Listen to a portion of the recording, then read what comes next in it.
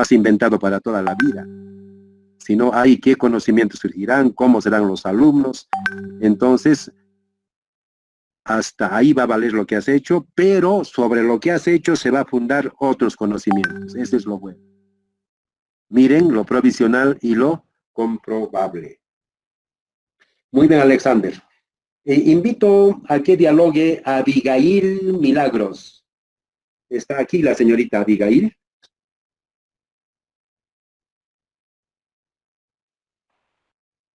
Al parecer no está.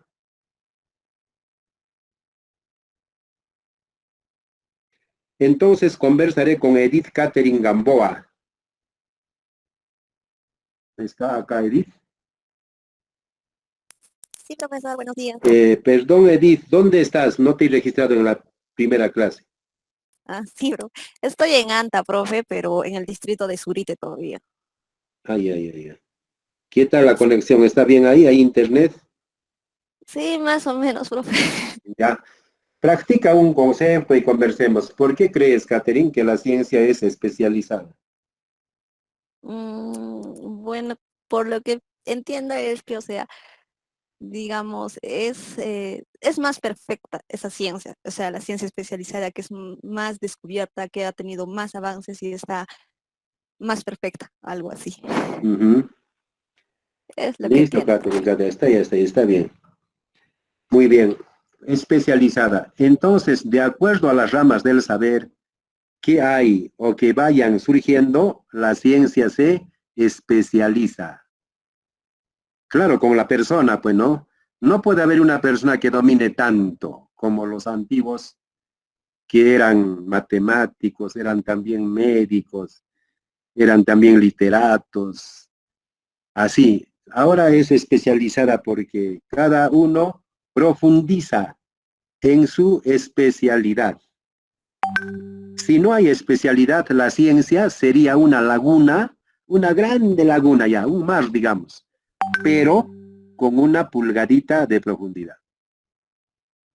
Ya repito, si no habría especializaciones, la ciencia sería como una laguna grande, pero el agua ni siquiera al tobillo nos llegaría. Es especializada porque opera en profundidad. Entonces tiene métodos propios. No es igual el método de la medicina con el de la lingüística. Y eso no es igual con el de la economía. Entonces a eso se refiere la especialización. El método científico es como esa lagunita. Y cuando se aplica con profundidad. Entonces ahí serán como pozos. Ya no será con una laguna de pulgada de profundidad. Entonces las especializaciones son las que profundizan el conocimiento científico. Hoy día está de moda la medicina y la educación. Eso les había dicho y voy a repetir a fuerza del contexto. Ahora la gente recién habla de educación más que antes, no quiero decir que antes no hablaban, más que antes, ahora hablan de educación y de salud y educación. En el mundo. Entonces, miren, estamos en un campo donde coger un tema de esta emergencia y de esta modalidad de educación que estamos teniendo sería muy importante. Muchos dicen que esto ha venido para quedarse. Esperemos que cuando pase también la emergencia, ya no se vaya esto a la saga, sino ya se use continuamente estos medios informáticos. Ven, entonces, esa es especializada. En nuestro caso, vamos a tener temas especializados, por algo decimos de la especialidad. Primero la educación, dentro de eso está la lengua y la literatura, o pueden estar las dos. Entonces, repito, esa es la parte de la especialización de la ciencia. Después de Edith, quisiera detenerme con Carlos Eduardo Gutiérrez. ¿Dónde estará el estudiante Carlos Eduardo? ¿Está presente, señor Carlos Eduardo Gutiérrez?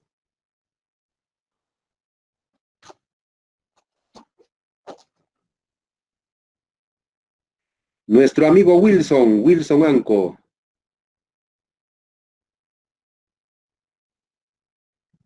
Wilson, buenos días. Practica, por favor. ¿Por qué es objetiva la ciencia?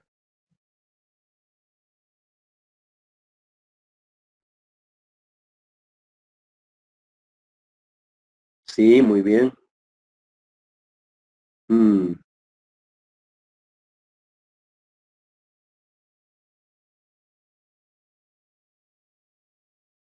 así es, eso es. En lo posible, eso es la ciencia. En lo posible. Cuando digas, a ver, yo he visto que ahora los estudiantes hablan así, ¿cómo dirías? Hablan cuando ya no usan economía lingüística. A ver, te dice, quiero que sea objetiva lo que dices, demuéstrame, te dice. Entonces tienes que demostrar, hay que demostrar. Los jóvenes antes hablaban con economía lingüística, pero me he dado cuenta hoy día, hay una palabra que usan bastante, tema. Digamos, yo digo, voy a hablar del coronavirus, digo, ya rápido, en dos, tres palabras. Pero ustedes o los jóvenes dirían, voy a hablar del tema del coronavirus. Entonces le han puesto la palabra tema. Con esto ya no quieren economizar, sino están aumentando más. ¿Han observado esto o no? Y hay algunos que en sus conversaciones usan mucho. Si usan mucho, digo abuso. Entonces abusan de la palabra tema. Es que el tema del coronavirus está tocando el tema de la conectividad, porque los estudiantes no están, los profesores no están preparados en el tema del manejo tecnológico, porque mira, ahí nomás yo he utilizado 3 veces la palabra tema. Bien bonito, eso sería un tema de investigación lingüística también, de sociolingüística. Muy bien, se refiere, como dice Wilson, a hechos reales. ¿Y qué pasa en psicología? Yo quiero sacar algo de mi mundo, de adentro, de mi mundo subjetivo quiero sacar.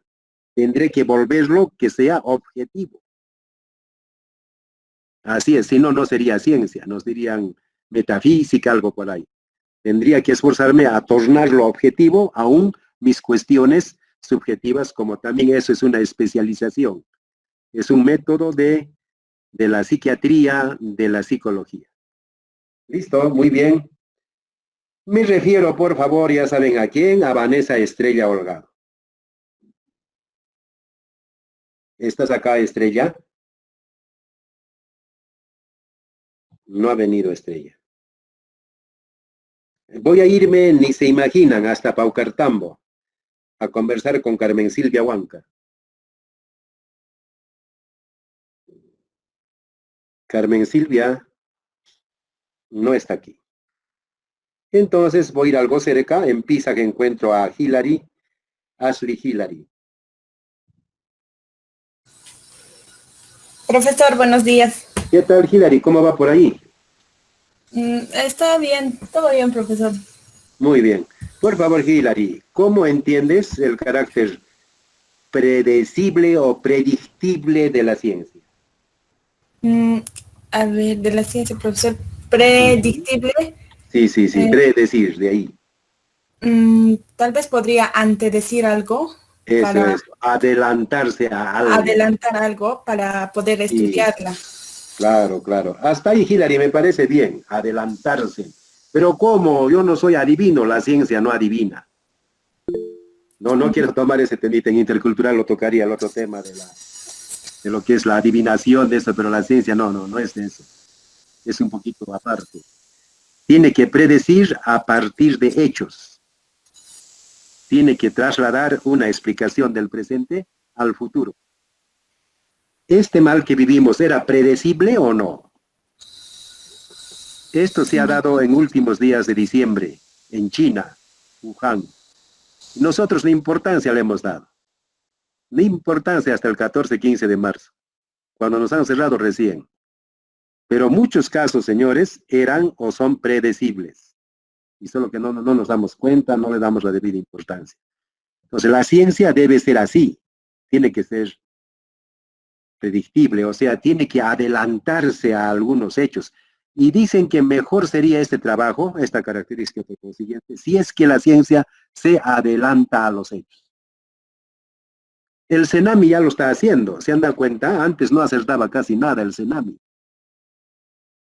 Y a partir de algunos referentes observables, ellos tienen pues su método propio también, nos dicen que el día domingo va a estar un poco nublado. y va a haber vientos fuertes en Andahuaylas. Así es que se cuiden las personas que están en Andahuaylas.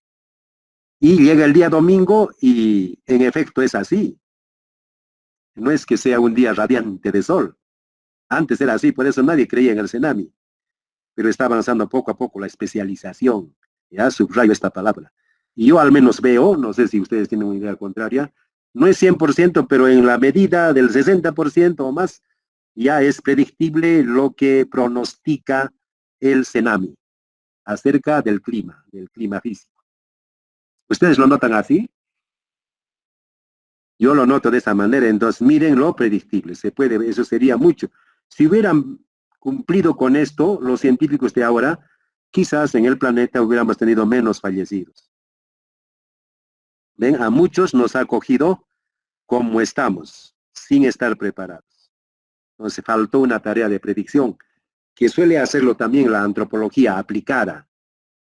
Entonces a través de instituciones han podido haber hecho eso, pero en salud es salud pública, creo, donde tienen mucho papel que jugar los epidemiólogos. Eso es entonces. ¿Pueden predecir ustedes? Claro que sí. Vamos a hacer un ejercicio al final de esta sesión. Quiero invitar el uso de la palabra a Carlos, a Danitza Huarcaya. Me dirijo a Danitza Huarcaya. ¿Dónde estarás, Danitza?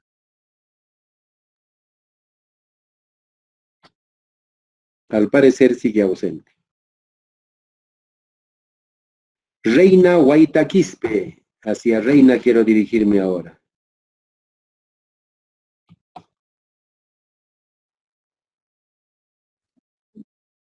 Profesor, buenos días. Reina, ¿estás presente, Reina? ¿Desde dónde nos estás llamando, hablando? Profesor. Reina, ¿dónde estás? Aló, Reina. Desde Acomayo, distrito de Pomacanchi. Acomayo, distrito de Pomacanchi. Aló, profesor, ¿me escucha? Sí, te escucho, te escuchamos. Estás profesor, en Pomacanchi. Me encuentro en la provincia de Acomayo, distrito de Pomacanchi. Ya te hemos escuchado. ¿Cómo es el problema? ¿Estás bien conectada? ¿Qué dices del internet? Sí, profesor. Ya está. Muy bien, Reina. Entonces quería que digas por qué debe ser o es refutable la ciencia. Sí. Hay ratos que se va, profesor. Ay. Sí, pues hay ratos que se va, eso tenemos que tomar en cuenta. Porque la ciencia es discutible, cuestionable. Sí. Sí, muy bien, es discutible, es cuestionable. Profesor. Así es, está bien. Entonces, ¿es refutable porque la ciencia es discutible, profe? Sí, Reina. Reina Guaitaires, ¿no es cierto? Ya, hasta ahí nomás, gracias, Reina. Vamos a profundizar un poquito. La ciencia es refutable, es discutible. Sí, profesor. Ya está. Cuando nosotros o ustedes se gradúen, hay compañeros, ¿sí? ¿Alguien quiere hablar? A ver, vamos a decir, cuando nos graduemos, siempre tiene que haber esto de la cuestión, de la refutabilidad. Nunca digan, yo he expuesto y nadie me ha dicho nada. Y salen triunfantes algunos compañeros graduados. Nadie me ha dicho nada. Y me han puesto buena nota. Como es discutible la ciencia, hay que discutirla, hay que oponer ideas. A propósito, yo te digo, tú me dices, señor, esto es verde. Yo te digo, no, señor, yo lo veo que es amarillo. Pero sí, demuéstrame que es verde y me demuestras. ¿Y cómo demuestras? Apelando estas características, apelando a las normas de la ciencia. La ciencia tiene normas. Ya, eso es bastante esencial. Siempre, por favor, apaguen sus micrófonos, no van a escuchar los demás compañeros.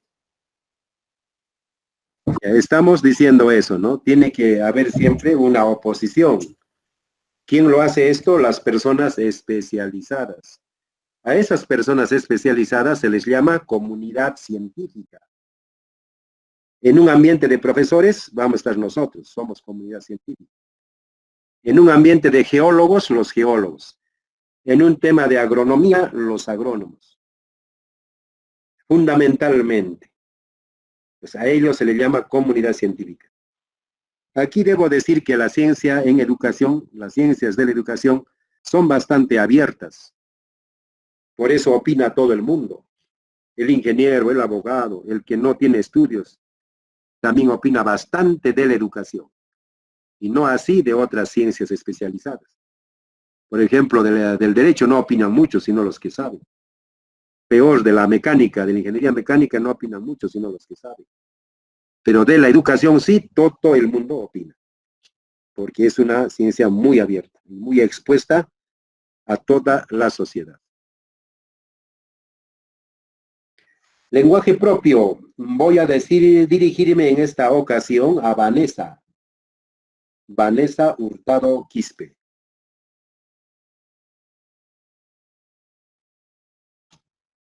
Al parecer todavía no está conectada.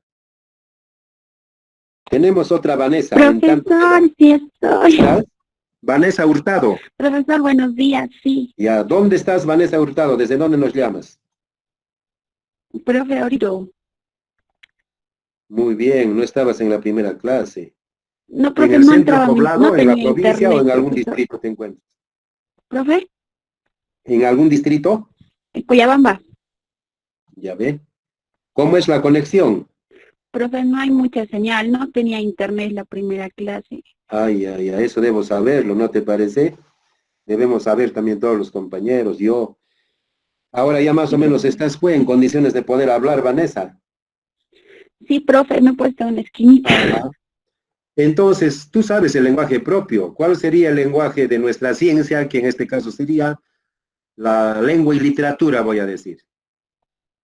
En lingüística, ¿qué términos serían más abundantes? Bueno, en el lenguaje, como dice usted, cada ciencia tiene un diferente lenguaje, Sí, un sí. lenguaje especializado para cada Así tema. es. Ujú. En este caso de lengua y literatura sería pues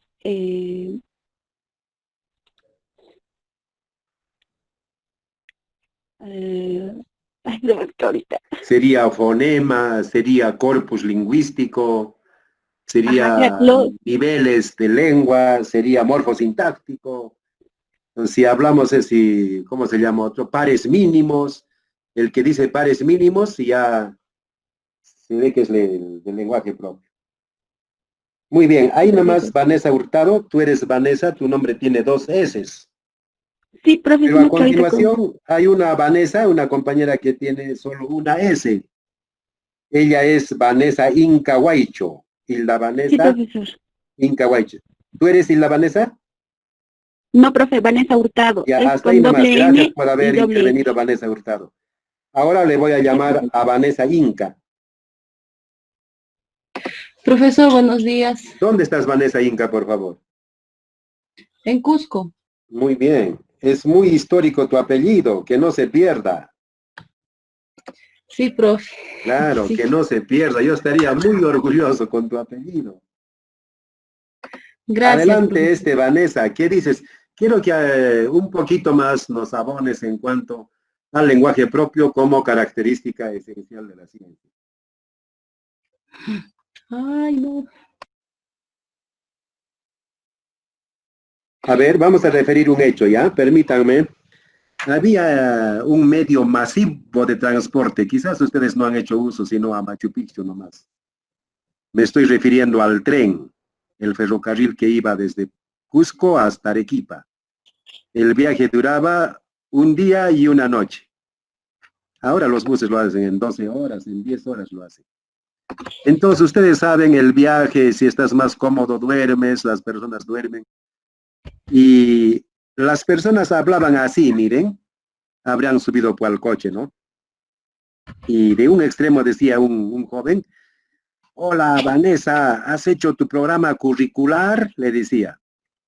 Y del otro lado le contestaba, No, todavía me falta la unidad 4 y el otro. Y en el principio didáctico, ¿qué cosa estás poniendo? No tengo porque el currículo me está impidiendo y yo me despierto. ¿De qué rama podrían ser esas personas que están conversando? De ¿Serían educación. policías? No creo. Son de Profesores. educación. Y pregunto, ¿dónde estamos? ¿Dónde estoy? Tinta hemos pasado, me dice el señor de mi viaje. Tinta, y ustedes saben, Tinta hay un centro de formación pedagógica, y los chicos que en su mayoría eran de Sicuani, se estaban regresando a Sicuani porque era viernes, y hablaban de ese modo. Entonces, miren, ¿qué nos hace decir? Ellos no están con uniformes, no están con sus insignias. Así alguien no haya visto de dónde han subido, ya se puede creer, se puede pensar que están dentro del quehacer educativo. Miren que el lenguaje nos conduce a eso. Es bonito hablar, al menos con ustedes, bonito es hablar del lenguaje. De aquí podemos hablar de jerga, de replana. También aquí hablamos de jerga. Eso deben saberlo. Jerga pedagógica. Entonces yo diría, los chicos estaban haciendo uso de la jerga pedagógica. Pero como jerga no suena bien, por eso lo están cambiando. Hay una jerga jurídica, hay una jerga de la astronomía, pero no suena bien. Entonces la gente está llamando jerga solo a aquello que hablan los del bajo mundo. Yo hablo de alias, de chairas, no sé qué más le dicen al cuchillo, mariposa, creo. Entonces, eso es jerga, dicen, pero en verdad no es la jerga. Eso sería replana. Hay una tremenda confusión, pero está ganando la palabra jerga. Eso está ganando. Y necesitamos un CONALL, Congreso Nacional de Lengua, Literatura, de Lingüística, que diga, a fuerza de que la mayoría de la gente llama jerga solo al lenguaje delincuencial, informal, del bajo mundo, pues jerga que sea así. Y el lenguaje de las ciencias, que sea llamada de otra manera, pero la palabra jerga que se quite de la ciencia. Eso falta que se diga, no han dicho todavía nada. Pero tenemos nosotros muchas otras palabras.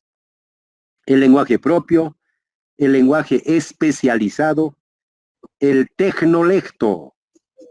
Ya, o sea, ¿qué es tecnolecto? Ustedes saben, lecto, tecnolecto, o sea, lenguaje propio de un oficio o propio de una ciencia. Entonces, este es el lenguaje especializado, el lenguaje propio, que es connotativo o denotativo. Es totalmente denotativo. No hay nada de connotaciones en la ciencia, salvo en algunos casos que vamos a verlo después, especialmente con Mario Bunge y otros autores que hablan. Ven ahí bonito, tienen que hacer, quizás alguien se ha fijado y le va a gustar hacer un tema de aquí, de los lenguajes. Muy bien, Jocelyn López estará, por favor. Profesor, buenos días. Sí, me encuentro en Jocelyn, clases. primero dinos dónde estás. Me encuentro en Ispicanchi, Urcos. Muy bien, en el centro poblado.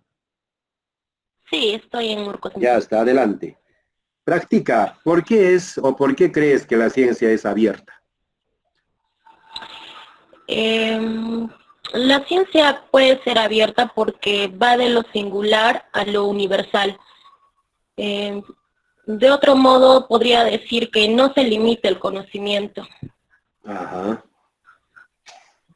Sí, hasta ahí hemos hablado ya. Y al menos la educación y las ciencias sociales son muy abiertas. Y las demás no serán tanto, pero siempre son abiertas.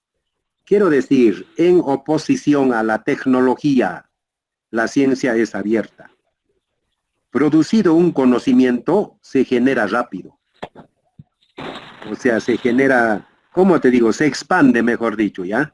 Mejor dicho así, generado un conocimiento en cualquier lugar de este planeta, se expande. O sea, se abre, por eso se dice que es abierta. Entonces, la tecnología no es así.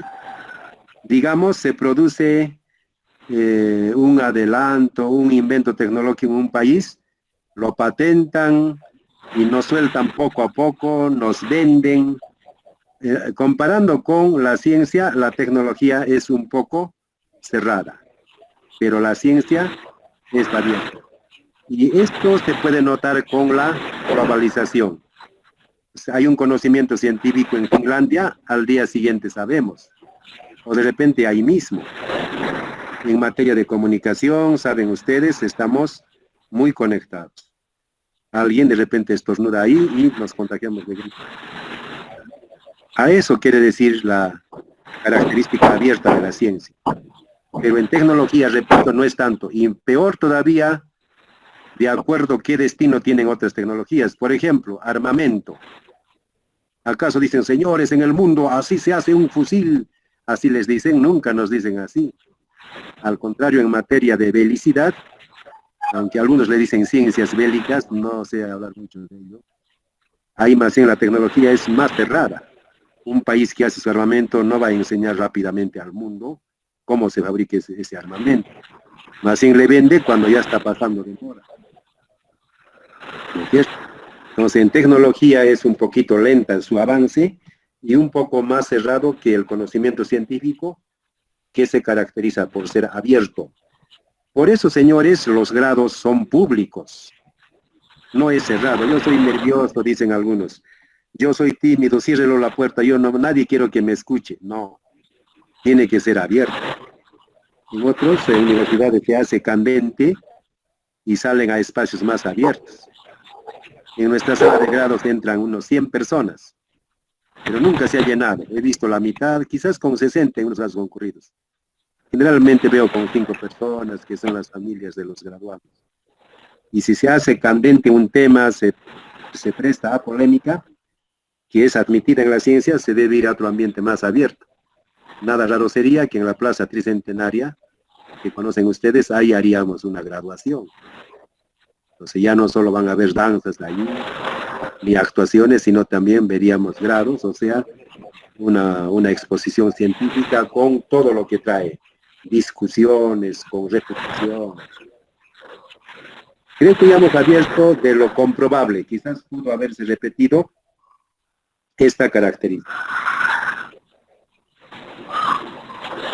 Finalidad de la ciencia, señores estudiantes. Voy a dirigirme a Charmelí Marín. Presente, profesor, buenos días. Acá, Charmelí, yo sé que estás en Beligue. ¿Cómo estás por Beligue? Bien, bien, profesor. Ahí Muy con bien. un poco de frío. Quizás quieras comentar algo de las características o quieres hablar de esto que es conocer la realidad. Te dejo en libertad, Charmelí, de repente algunas características que han hecho recordar algo. Yo estoy poniendo algunos ejemplos de los grados más. Cuando se gradúen, quisiera que apelen a las características de la ciencia. Quisiera que digan esto, aquello. Como el abogado apela a menudo al espíritu de las leyes, quisiera que ustedes también apelen al espíritu de la norma del método científico. Casi pocos hacen uso. Muy bien, a ver, ¿qué dice Charmelí? Finalidad de la ciencia. Dice que es conocer la realidad y transformar la realidad. Cuando dice conocer, esto abarca que tiene basarte en hechos reales, ¿no? O sea, ver las circunstancias o claro. Conocer la realidad. Ajá. Hasta ahí, Charmelí, me parece bien tu notación. Gracias, Charmelí. Quiero invitarle a que use la palabra Gibson, Matt, Shirley, Martínez y Maraura. Gibson, Matt, Shirley. ¿Está aquí, por favor? ¿Está conectado? Al parecer, no todavía. Entonces, Evelyn Katia Ocampo Marín.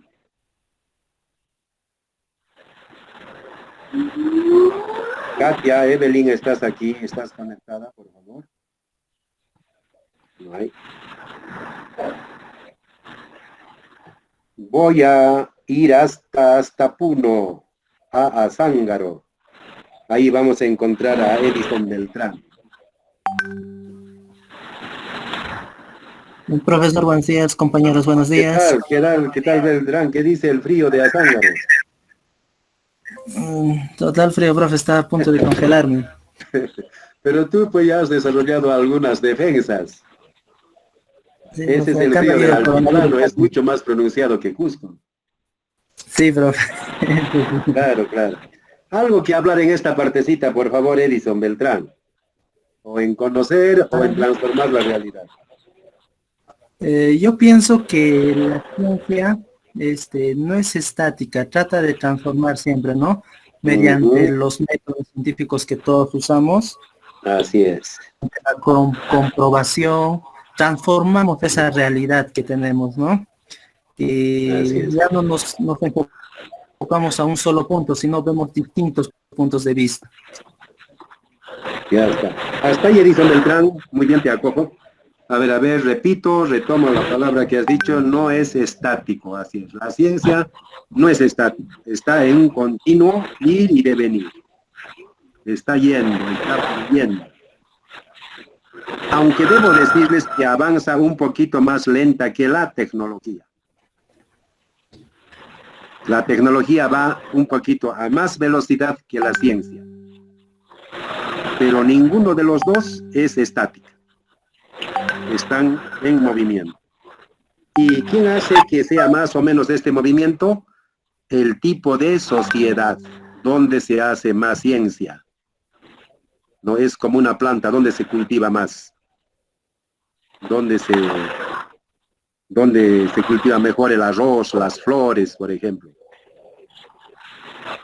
El tipo de sociedad entonces tiene mucho que ver con el desarrollo y la velocidad del avance de la ciencia y de la tecnología. Las sociedades teocráticas, por ejemplo, no creen mucho en la ciencia. Así es que se está caminando más lento que en otros países. En otros occidentales, en Estados Unidos, Japón, ahí sí, sería óptimo que vayan a la par, pero no hay problema si la tecnología se adelanta. Pero siempre ciencia y tecnología van juntas. Eso me permitió decir lo que dice Edison Beltrán. Muy bien, señor. Dos hechos principales constituyen la finalidad de la ciencia. Conocer el mundo, conocer la realidad. Hay que conocer. Cuando decimos realidad, puede ser macro, puede ser meso, puede ser micro. En nuestra realidad de nosotros, los profesores, son el aula, salón de clases. Esto que estamos viviendo es una realidad. Ya, eso es. La ciencia opera en una determinada parte de la realidad, concreta. No se puede hacer ciencia en el Nopus Uranus. Esa ciudad no existe, ¿no es cierto? Hay que hacer donde existe, pero no en todo. La ciencia no puede abarcar totalidades. Para eso está la filosofía. Basta que el aporte sea en un punto de la realidad, se generaliza. Por ejemplo, todos los países están luchando denodadamente por aparecer una vacuna para este mal del coronavirus. ¿Quiénes están? Las noticias nos dicen Rusia, China, Bélgica, Estados Unidos, Brasil y Perú. Cuando no se queda atrás, siguen. Los veterinarios, no importa, pero siguen trabajando. Entonces, cuando ellos dicen vamos a dar, por ejemplo, China y Rusia dicen vamos a dar gratis a todo, lo vamos a vender. Entonces, aquí están enfrascados en una seria competencia, ¿no es cierto? Entonces, ellos primero, ¿dónde van a hacer la prueba, la eficacia de esa vacuna? No en todo el mundo, sino en su realidad. Claro, en su realidad, China en la suya, Italia en la suya. Y después, gracias a la bondad que tiene la ciencia, van a generalizarlo. Entonces, habían sido diferentes los fases que debe cumplir una vacuna. Yo pensé que era casi rápido, 1 mes, 2 meses. Pero no, miren que va a ser casi 1 año. ¿No? ¿Qué procesos cumplirá? Sería necesario escuchar Y les invito ahora, si tienen tiempo, hay bastantes direcciones, hay bastantes oportunidades en la web para escuchar muchos temas, hay bastantes. Y algunas son gratuitas, hay que hacer un clic en un link que nos mandan y estamos dentro de esa conferencia. Es muy bueno saberlo. Entonces, eso quiero decir, no es la realidad aquí todo el mundo, sino una partecita. En el caso de nosotros, si yo quiero probar la eficacia de un método para ayudar a comprender mejor la lectura en los alumnos. Entonces, mi aula es una realidad. Mi aula con 40 alumnos. De los 40, 20 comprenden y 20 no. Entonces, yo estoy conociendo mi realidad. ¿Cómo puedo cambiarlo? ¿Puedo cambiarlo esa realidad o no, señores? Ya he dicho, tengo 40 alumnos, siempre hago lectura, 40 entienden bien, 20 entienden bien y 20 no. Esa es mi realidad. ¿Puedo transformarlo o no? Claro que sí, me preocupo mucho. He pergeñado un método a la luz de los que ya existen, he hecho la prueba varias veces y después he llegado a que por lo menos 10 más comprenden. Ahora, en mi realidad, que es mi aula, entienden 30 y 10 no. Antes era 20, pero he hecho algo. ¿He transformado mi realidad o no? Sí, aunque modestamente he transformado. Antes era 20 que no comprenden, ¿no? Ahora son 10 nomás ya que no comprenden. Entonces, miren, a eso se refiere esto de la finalidad de la ciencia. No quiere decir conocer la realidad a todo el mundo y transformar la realidad también a todo el mundo. Cuando hablamos de transformar, pensamos que es cambiarlo de un cerro de un lugar para el otro. Es desaparecer un cerro, crear una laguna artificial. Creo que otros países lo hacen, pero no es tanto. Es haber hecho aparecer un robot, un cohete aéreo espacial, no sé, en la genética un aparato. Miren lo que ha hecho la realidad, nos dice. Pues no siempre, sino a partir de situaciones reales como las que les estoy manifestando, es transformar la realidad. Entonces, no se puede transformar la realidad si previamente no se conoce la realidad. Dos son las finalidades de la ciencia: conocer la realidad y transformarla. Si dices tú primero transformarlo, no vale. Y he dicho, para transformar algo, primero tienes que conocer. Y alguien te va a decir como, ¿quién dijo? ¿Es Durkheim o quién dijo? Que primero para transformar debes transformarte tú, dijo, ¿no? Entonces, esto es muy lógico, están relacionados. No queremos decir memorismo. Cuando alguien te pregunte finalidad, dile primero que es conocer, después transformar. Entonces, si alguien te dice el orden de los factores, no, pero aquí hay una lógica muy elemental.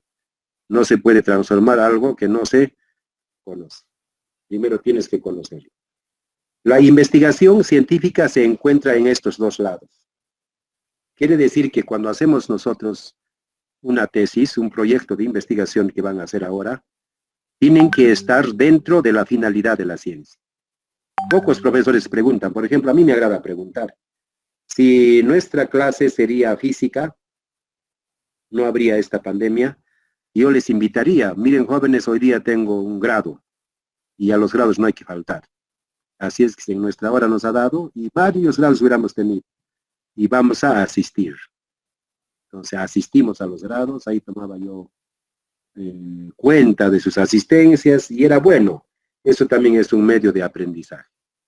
Entonces ahí hubieran visto que casi no hay esas preguntas, pero yo le digo, tu jurado te dice, señor, con tu tema, ¿en qué lado de la finalidad de la ciencia estás? ¿Cumples con la finalidad o no? ¿Qué dirías? Si no sabes estas finalidades, no vas a poder contestar.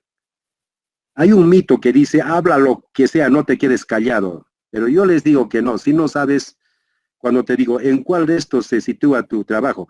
La pandemia, profe, ha sido porque no ha sido previsto. No, no te estoy hablando de la pandemia. ¿En cuál de estos? Es que el gobierno... No, así a veces decimos. Y a veces con rigor, señor, céntrese en el tema. No sé quién dice, quién les ha dicho, nunca te quedes callado en un grado. Pero repito, no puedes hablar lo que te dé la gana en un grado. Ya, tienes que apelar a esto. Te estoy preguntando y tú dirás, señor, con mi tema estoy en los dos lados. Porque primero quiero conocer mi realidad Está conformada por una clase, tercero G del colegio X, tengo 40 alumnos. Ahí he hecho la investigación, he visto con un test que no comprenden y he aplicado este método. En noviembre ya siquiera 10, por lo menos 10 han comprendido. Entonces mi trabajo se sitúa en conocer y en transformar la realidad. Muy bien, señor. ¿Qué les parece? Así vamos a exponer. No hagamos caso ya de ciertos mitos. Cuando tu trabajo es conocer la realidad, estás en el tipo de investigación básico, algunos le dicen sustantivo. Cuando tu trabajo está en el lado de transformar la realidad, estás en la parte experimental, en la parte propositiva. Tu trabajo, como el ejemplo que he dado, pueden estar en conocer y en transformar. Pueden estar, pero también puedes hacer solo en conocer o solo en transformar. Para transformar se supone que vas a ser un marco teórico. Ahí estoy hablando de que conoces la realidad. ¿Ven? Entonces los trabajos experimentales, aquellos que hacen la prueba o una hipótesis, están en este lado de transformar la realidad. Señor estudiante de seminario, eso tiene que hablar cuando intervenga. Eso es hacer uso de nuestro lenguaje. Además de la lengua y literatura, es hacer uso del lenguaje de la ciencia.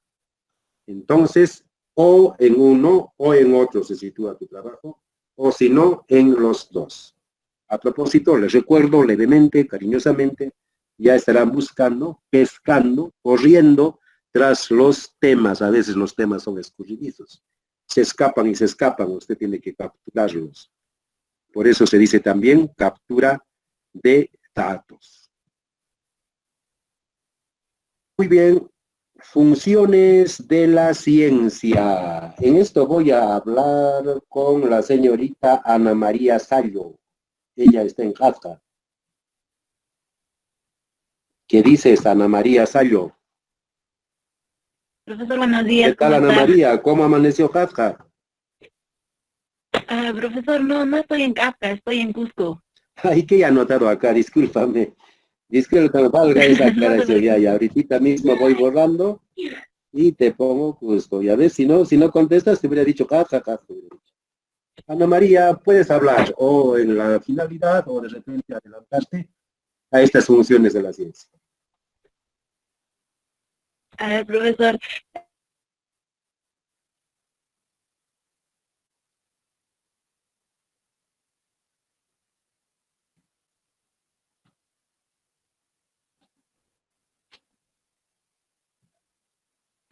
Listo. ¿Has descrito alguna vez, Ana María? Ana María, ¿estás conectada? En Cusco no sé si hay problemas de conectividad, salvo que estamos en algo que no es ordenador, porque se han reportado más dificultades de las provincias, de los distritos. Ana María, ¿qué pasó? Entonces iré a donde Cindy Toncochi. Cindy no te tengo registrada aún. Cindy Toncochi Quispe.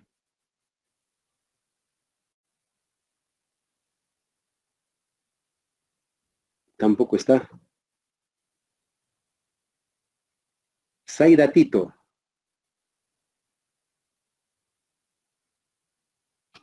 Presente, profesor. Zaida, estás en Cusco, ¿no? Sí, profesor. Adelante, ¿en cuál de ellos quieres hablar o te preguntaré, Zaida?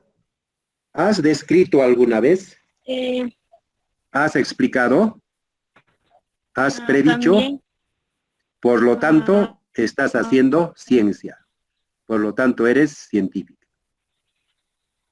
Claro, una vez, ahí está y nomás, gracias, Zaida. Yo terminé, una vez digo, porque el alumno es mi amigo, el egresado, ahora es docente también de la U, creo. Es mi colega, pues, ahora. Entonces yo, imaginen, hace unos años atrás, entré con estos temas a la docencia, mis primeros pasos ahí. Y dije, señores estudiantes, el día lunes todos van a traer su problema científico. ¿Y qué? Me dice un estudiante, un momentito. ¿Científico ha dicho usted? Sí, le dije científico. ¿Qué vamos a llegar a eso? con categoría, imagine. Y ya no había tiempo para explicar, porque ya pues el tiempo estaba ahí y el otro profesor estaba tocando, no recuerdo. Y el día siguiente aclaramos, hablamos, sin creer ser dueño de la verdad. Entonces yo formulé esa pregunta. ¿Quién es entonces el que hace ciencia? ¿A qué estamos llamando problema científico? Es que en la mente, en el inconsciente colectivo, ciencia hacen los extranjeros. Mejor si son japoneses o norteamericanos. Y deben ser medio chascosos, medio bla, así como Einstein. Igualito, esas personas hacen ciencia. Nos miran a nosotros con rasgos andinos. Ah, no, tú, científico, ¿qué vas a hacer? Las mismas comunidades tienen ese prurito. Un día hemos ido con alumnos y no le digo que vamos a hacer un estudio, hay que tener una técnica para conversar con ellos. No nos dice ya, debe ser universitario también, quizás el dirigente de la comunidad. Han venido ya franceses, sociólogos, antropólogos y han hecho ya este estudio. En ustedes no confiamos tanto. Y a ver, entonces siempre creemos que la gente de afuera, extranjeros, son científicos y los peruanos no. Hay que sacarse ese prurito poco a poco. Miren, en tanto describamos, explicamos, predicamos, actuamos, estamos haciendo ciencia. Esas son las funciones. Solo que quizás no causan tanto impacto por una serie de razones, las pesquisas que hacemos. Entonces, primerito yo quisiera que en el inconsciente colectivo, digamos, escribamos con mayúsculas que los peruanos, los andinos, somos totalmente capaces de indagar por el camino de la ciencia. Entonces, si en el paso 200 está, digamos, un aparato que pueda hacer asombrar al mundo, demos los primeros pasos. Que debemos dar necesariamente el paso 1, 2 y 3 para llegar al paso 200. No vamos a saltar al paso 10, ¿no es cierto? Entonces me permito recordarme de ese ejemplo y cuando lo veo a ese estudiante, colega ahora, ya me trata con respeto y siempre nos saludamos.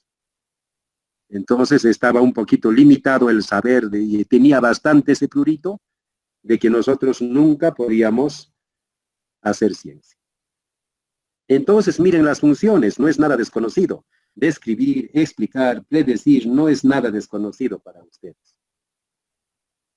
Rápidamente, describir responde a la palabra ¿qué es X o cómo es X? ¿Qué es X? Vamos a contestarlo. ¿Cómo es X? Vamos a contestarlo. En ambos casos con una descripción. Aquí todavía hay más preguntas. Tu trabajo puede ser un tema descriptivo y tienes que plantearte más preguntas. Pero la principal pregunta orientadora para describir la realidad es esta. ¿Cómo es este virus llamado COVID-19? Hay que describirlo.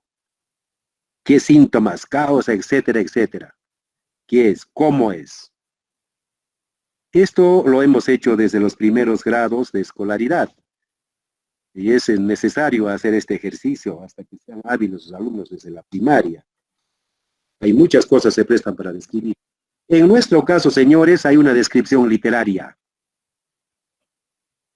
Señores, amigos de lengua y literatura, quiero que digan cuál o en qué obra han visto ustedes una descripción literaria.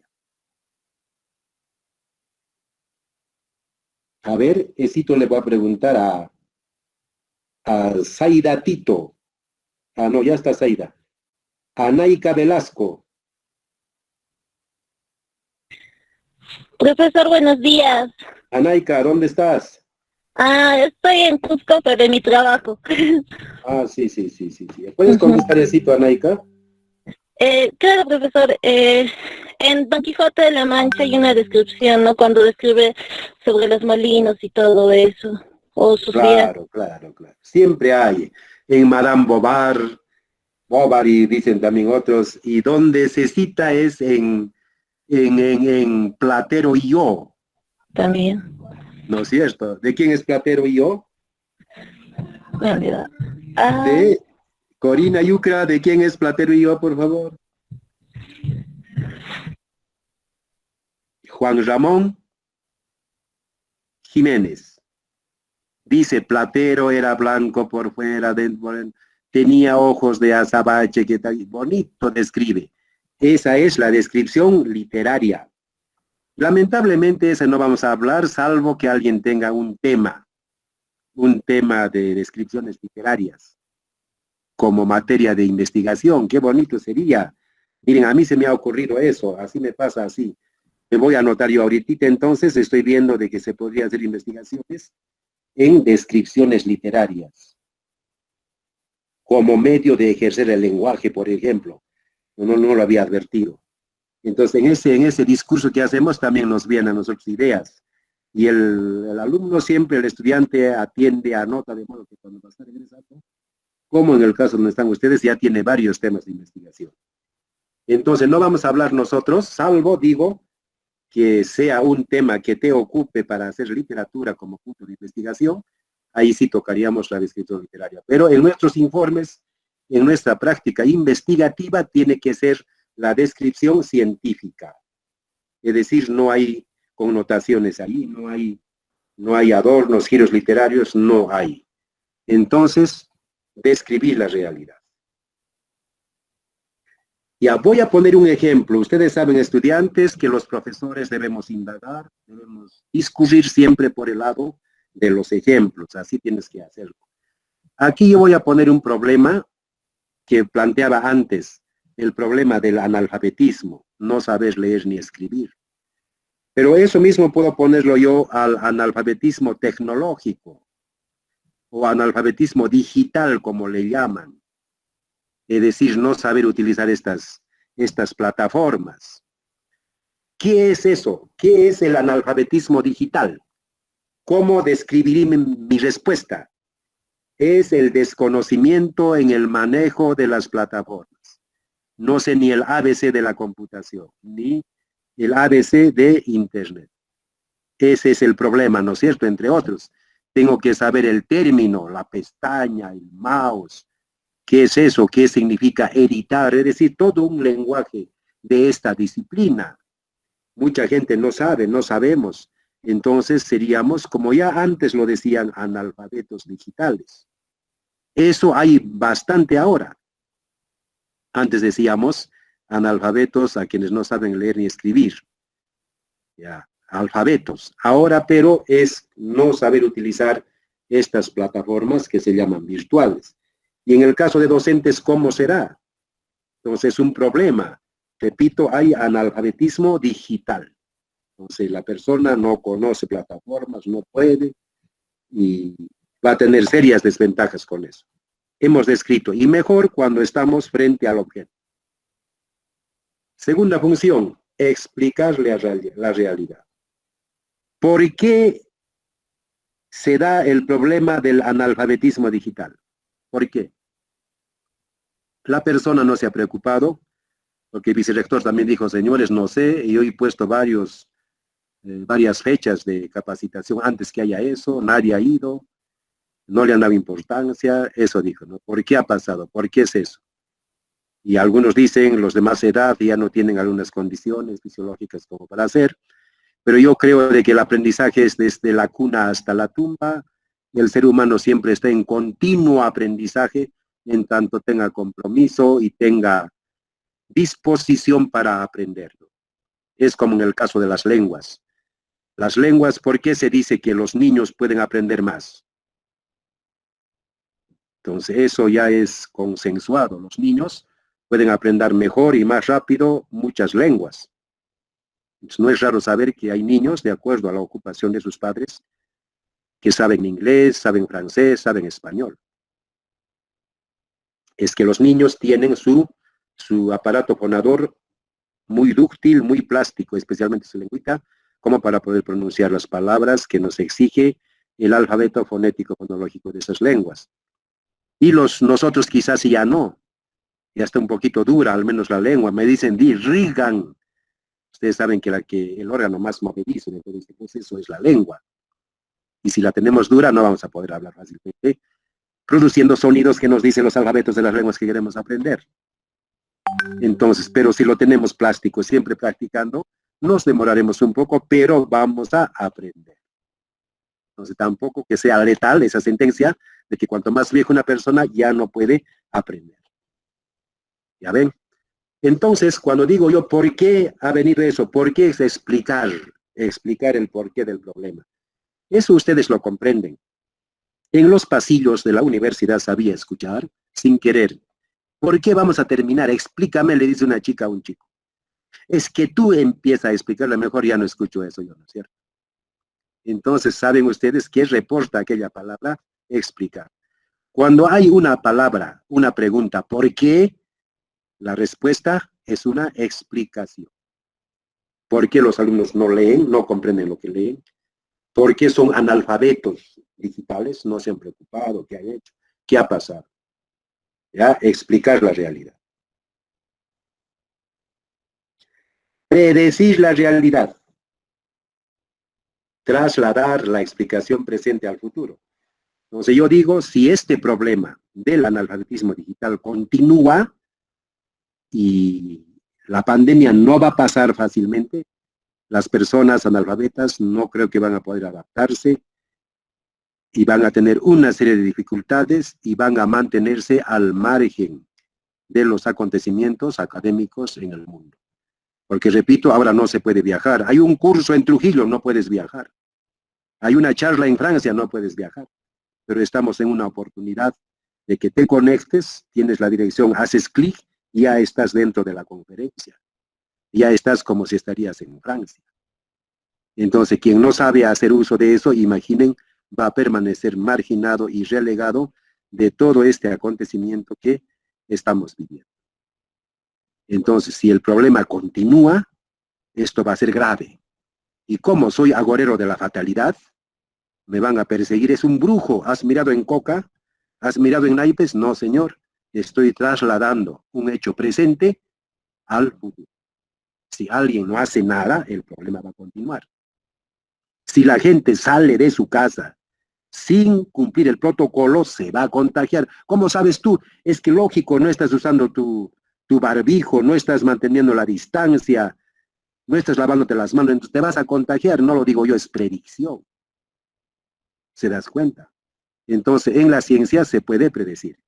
Cuando tocamos características, hemos dicho que vamos a ver un poquito más de acá, y así es como estamos hablando de esto, que además de ser característica, es una función esencial de la ciencia.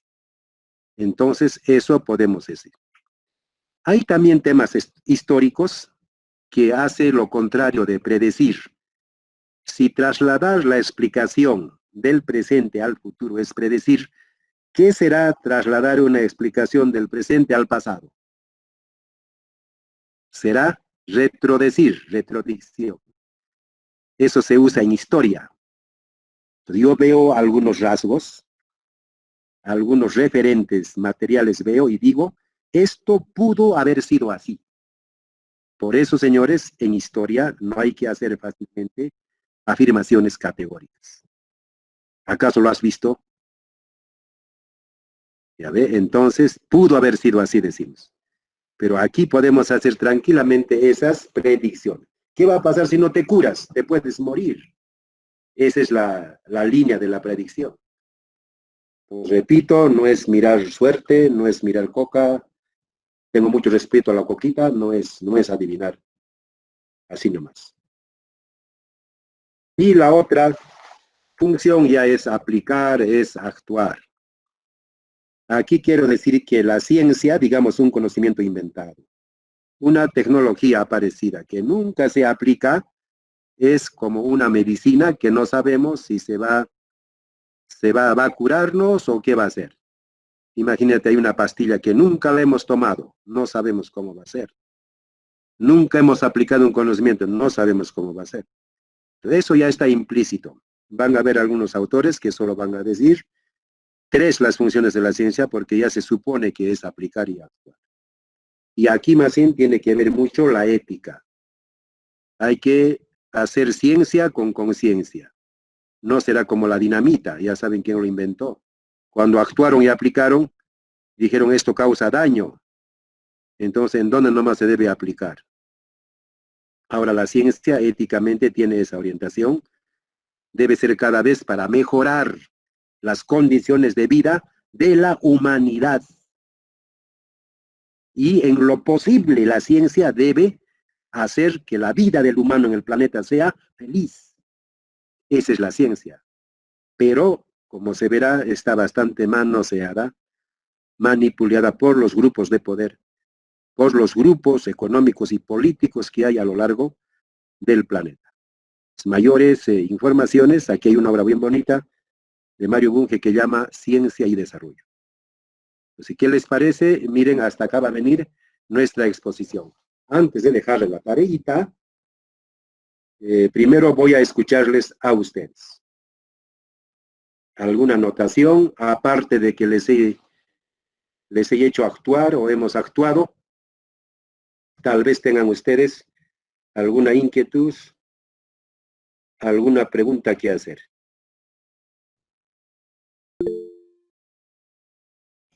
¿Qué dicen? ¿Qué dice Franco Citici? ¿Ha conformado grupos? Ya está diciendo. Recién voy a conformar. Primero veamos esto. Aquí no va a haber grupos. Aquí los proyectos son totalmente individuales. Ya solo van a formar grupos para esta tareita que les voy a dejar. Ustedes son 33 según mi lista. Entonces podré tener un grupo de, a ver, ¿cómo sería? 5 grupos.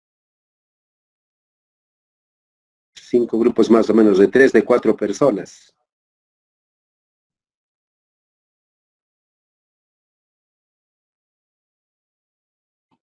Pueden formar grupos de 3 personas, máximo de 3, para tocar este tema. Miren qué temita van a tocar.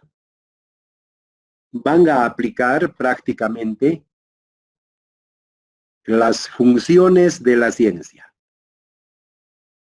Ya repito, van a aplicar prácticamente las funciones de la ciencia. Es decir, reunidos, conformados en grupos de 3, los estudiantes van a fijar un tema. Un tema que puede ser un problema actual, vigente, un tema del pasado, un tema inventado, porque eso vale, un tema creado, donde puedan aplicar las funciones de la ciencia. Actuar ya no dirán, pues un comentario nomás harán. Han escuchado el ejemplo que yo he puesto? Mi tema de mí es, o era, porque ya terminé, el analfabetismo digital. Descripción del problema. He descrito yo en qué consiste. Pero en ustedes será más corporativo, un poquito más sostenido será esa descripción, contestando siempre a la pregunta orientadora, ¿qué es o cómo es? Ya, cuando han hecho eso pasarán al otro, ¿por qué? O sea, explicarán, explicación. Tienen que explicarlo.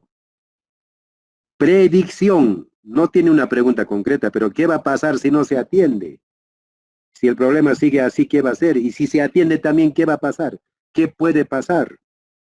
Esa es la predicción. Y en el actuar hablarán algo de ética, se aplicará de este modo, que no afecte, etcétera, etcétera. Entonces, miren, ese trabajo me va a permitir a mí que ustedes están aplicando el saber de las funciones de la ciencia. Eso pueden hacerlo ahora. Entonces se conforman sus equipos de trabajo y van a fijar un tema y lo hacen en este proyecto, en este PowerPoint, porque la siguiente sesión vamos a mirarlo. Rápidamente vamos a practicar una exposición maratónica para dejar bien en claro las funciones de la ciencia. De repente alguien puede hacer uso ya de su tema de investigación o alguien puede probarlo con el tema que pretende hacer. En todo trabajo de investigación tiene que estar la finalidad y las funciones de la ciencia. Eso le da el rigor científico. Además de otros aspectos, desde luego. Entonces, yo quisiera preguntarles, ¿he sido claro, señores, o no? ¿Alguna preguntita que quieran hacer? Ya, entonces, va a haber así temas de que vamos a trabajar en clase. Entonces, esos grupos pueden persistir. Pero en el proyecto, que es lo central, el proyecto es totalmente individual. Entonces yo debo conocer 33 proyectos de investigación en lengua y literatura. Cada día les digo, hoy día les vuelvo a decir, señoritas, ya tienen, les puedo preguntar, ya tienes Alexander, Isauro, ya tienes, ¿cómo es? Esmeralda, ¿cómo va? ¿Qué tema estás pensando hacer? De todas maneras tienen que hacer, porque va a llegar un día, máximo la siguiente semana, todos con su tema. Por favor, estoy haciendo clara advertencia. Y hay bastantes, les he dado algunas fuentes para buscar temas, les he dado. Entonces vayan buscando para que no se vean sorprendidos. Eso es lo que les quiero decir. Entonces, este tiempo que nos queda, señores, hagan eso. Júntense en grupos, fijen un tema, y qué mejor ya que se lo tienen el tema, con las funciones de escrito, explicado, predicho, en la actuación ya no hablarán mucho, y están listos, el material quizás lo hacen mañana, otro día, y lo presentamos el día mañana nomás, pero como yo sé esta situación que están viviendo, que estamos viviendo, esta tarea la van a practicar, la van a presentar el día martes. ¿Entendido? A ver, un sí necesito. Sí, profe, entendido, claro. El día martes, sí, mañana vamos a continuar avanzando. Mañana tenemos de 10 a 11. Tengo clases, profe, mañana en esta hora. Ni modo, quiero saber quién eres, por favor, ¿quién eres? Saldívar Chavi, profe. Ya, Saldívar, muy bien, ya me había dicho un ratito aquí.